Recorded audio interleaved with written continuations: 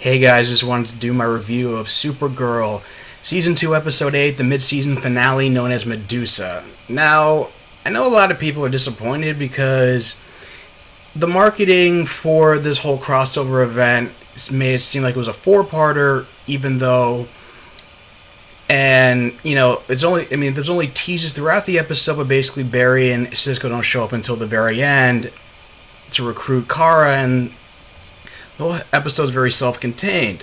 The reason for that is because, one, it was the mid-season finale, and also it was a major reason. And even though, like, Mark Guggenheim said during his Legends of Tomorrow Comic-Con panel that it was going to be a three-parter, Greg Berlanti said it was going to be a three-parter while doing a Q&A for the EW Pop Fest with Stephen Amell, Katie Lotz, Melissa Benoist, and Grant Gustin. If you want to look up those YouTube videos online for confirmation. But I mean, they did the best they could. I wasn't surprised that I've seen some backlash on the internet that people were pissed that it wasn't a four-parter, even though I guess they were only paying attention to the marketing and that it fell on deaf ears to the general public.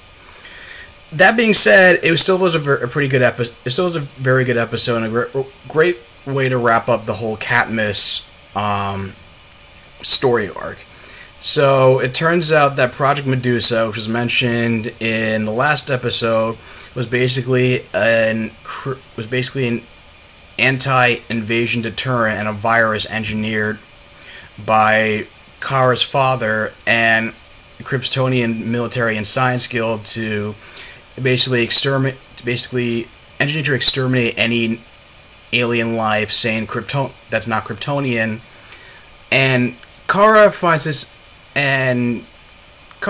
out when she realizes that when she goes to the Fortress of Solitude and is attacked, and finds out that after finding out that Hank Henshaw had used one of the devices in the alien bar and killed everybody in the alien bar, Mon-El had went to fight Hank Henshaw, Cyborg Superman, outside the bar, assuming it was John Jones in disguise. But then he still went back in and was still exposed, and now he's dying slowly from the virus, because his biology is similar to Kryptonians and it's not killing him right away. There's also the episode. It started out at a Thanksgiving dinner, and it was a running gag throughout this episode in which Alex wanted to come out as gay to her mom, and she even told James and Wynn to keep their mouths shut about the whole Guardian thing. But of course, that's when you can see one of the breaches created by Cisco open above the dinner table, and another one happens when Supergirl goes to fight Cyborg Superman at L-Corp because apparently the company has an isotope where the Katniss can disperse the virus throughout National City and kill all alien life, and people are starting to question whether or not whether Lena Luthor is in league with Katniss, because since her mother Lillian, we found out, was running Katniss. And first she tries to go and talk to her as Kara, just figure out how close they really are, and Lena doesn't really talk about it much, and because she's not proud of her family's history, you know, Lex's Machiavellian schemes against Superman, and the mom and her not being that close with Lillian Luthor, who actually does stop by, and basically just tries to figure out what she's up to, because considering Kara confronted her with information about Lillian, or at least realizes that Lillian's up to something because after Kara's visit, but the whole conversation ends with her being hurt about the fact that, and even though she calls her mom out on it and she admits it, that she loved Lex more than she did Lena because she was adopted, which, what a bitch. But then when Kara goes to confront Lena again as Supergirl and tells her about how Lillian is behind Katniss and how she was kidnapped by him, she's like hurt by the accusation, and now it's just saying stuff like, you know, you Kryptonians are all the same. You carry that S on your chest and try to accuse us, always tried to make us out to be the villains. And she's so hurt by the accusation that she like storms out on, that basically she asks Supergirl to leave, even though she tries to be empathic to her situation and say, look, I know what it's like to be disillusioned by your parents, but it doesn't mean you don't have to be like them. You can be better. We can be better. So Lena actually calls Lillian and actually hands her over the isotopes. Which first I'm like, okay, I knew there was something shady about. I was like, okay, there's something shady about Lena, and although it kind of doesn't make sense why she's okay with Kara, but hates other aliens, or maybe Kara's the only alien she trusts. I don't know. It was basically they used like a rocket launcher and sent it with the isotope and the virus loaded on. Martian Manhunter wants to go on the suicide mission just because of the fact that he'd rather die as himself than live as a white Martian, but Supergirl insists on going with him, and that's when they both Luthors launch the missile. Supergirl tries to go after it, and John Jones tries to stop both Luthors, but then is confronted by the real Hank Henshaw, Cyborg Superman, and they get into an all-out brawl, which has like a pretty cool moment. When Hank Henshaw calls John a monster, and he says, "You're right," and then he morphs into like a green version of the White Martian. Like it's like he looks like a White Martian, but his skin color is green, so he has like the same physiology. And he's like briefly horrified by it, and he basically has him, and John's almost gets the upper hand for a bit,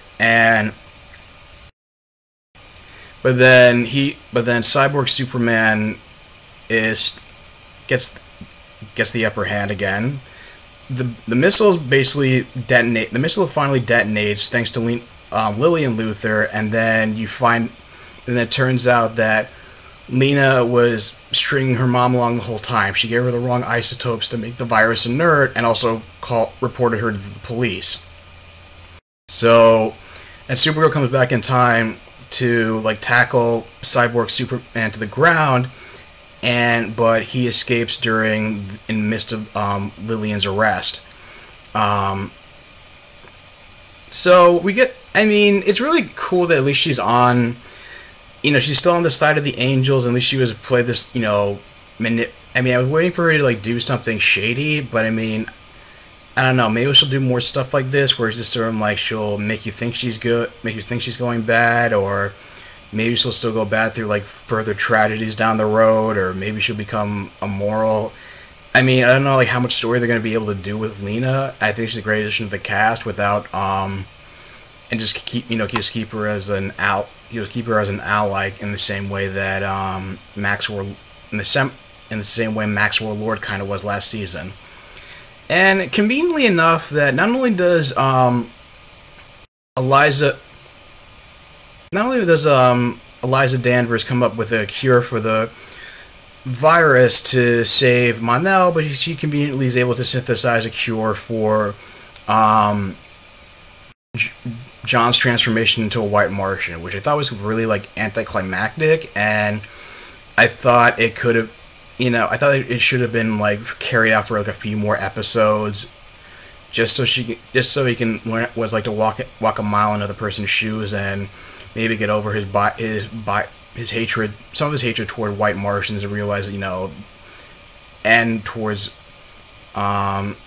Miss and Megan, and just let that can and just forgive her and not judge her just based on her own species and get rid of his own prejudice that they're not all bad. But I know I guess I know they were trying to like wrap up all these like plot threads throughout the first probably 7 episodes, but it still seemed kind of abrupt. And a couple of developments is that since Maggie was hurt during by Cyborg Superman when he was trying to get the isotopes from L-Corp, Alex like stitches her up, but then she comes over to Alex's apartment with pizza and beer and admits that she really does like Alex, and she thought she was just coming out for her, that Alex was coming out for her, and decides that, what, screw it, life is short, and they just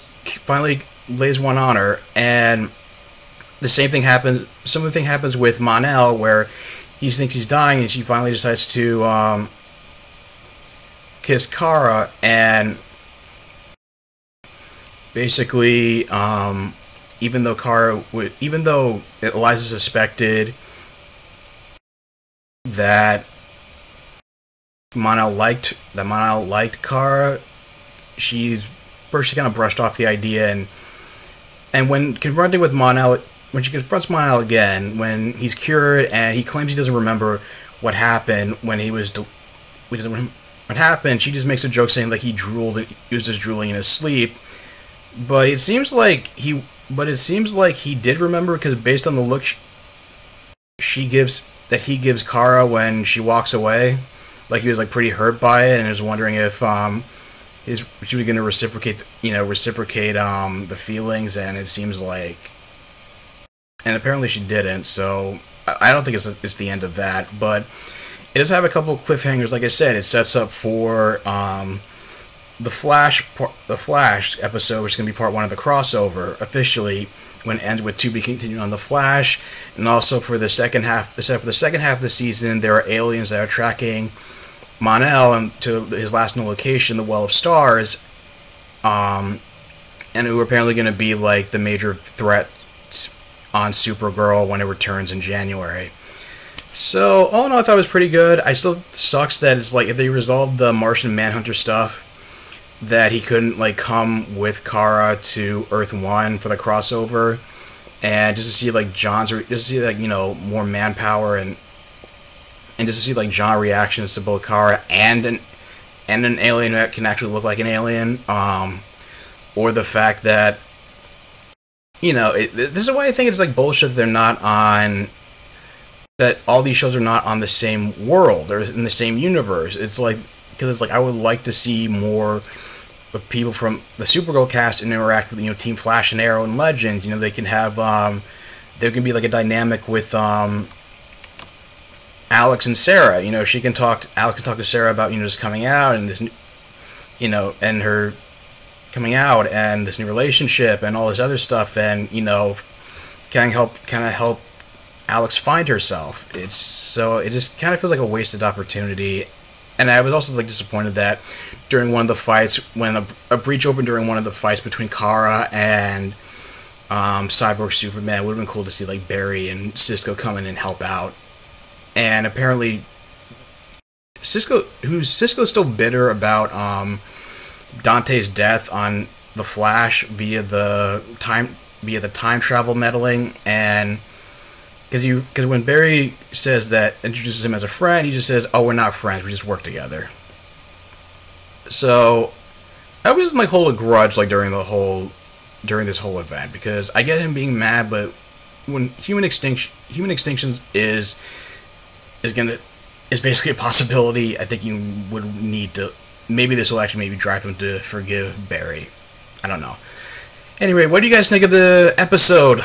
Were you disappointed? Did you still enjoy it in spite of not even though it wasn't officially part of the crossover? Leave your thoughts in the comments down below. If you like this video, like, share, and subscribe, and I'll talk to you guys soon. Take care.